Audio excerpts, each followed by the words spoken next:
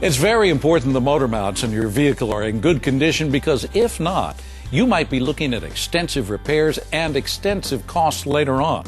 When motor mounts fail, two things can happen. One, major damage can occur to engine accessories and to drivetrain components, including the driveline, U-joints, and CV axles.